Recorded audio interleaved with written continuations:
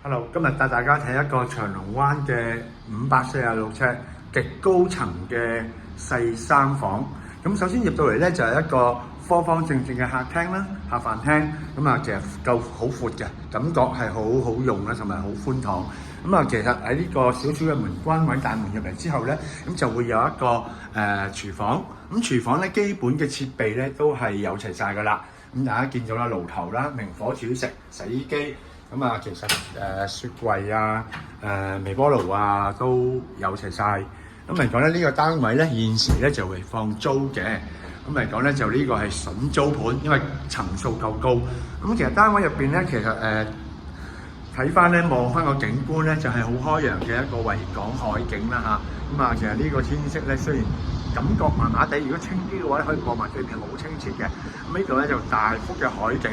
騰雲駕霧嘅感覺啊！其實呢個單位連接住38尺嘅露台，跟住行翻入嚟咧就係一個客飯廳嘅位置。如果你話電視梳化擺完之後咧，其實仲有一個寬敞嘅空間。跟住咧入翻呢邊咧就睇翻3間房啦。第一間房間嚟講咧就係叫做最細嘅啦。其實都6尺幾乘6尺幾多啲嘅。呢個窗咧都係望翻海景啦。嚟講咧就層數夠高啊，亦都夠光猛。我哋冇開燈情況之下。跟住咧去翻洗手間，洗手間咧其實都係原裝發展商收樓嘅標準啦，好企理嘅都係其實使用都係比較感覺整潔。跟住咧另外一間房啦，呢間房咧就係第2大嘅房間啦。嚟講咧望翻出去咧，呢度可以擺到床嘅，呢邊擺床亦都可以。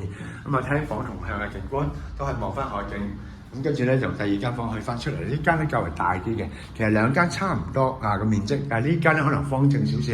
嚟講呢一間咧望翻單邊，望翻一個好遠嘅何文田嗰邊唔係西九龍嗰邊嘅景觀。嚟講咧房間方方正正，呢度大概6尺幾，未到7尺。擺完床之後，其實仲有個位置可以擺到衣櫃。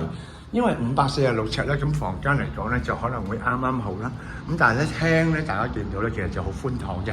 如果對呢個單位有興趣嘅，可以聯絡翻我哋志高物業志託代理，帶大家去參觀翻呢個租盤。多謝晒大家。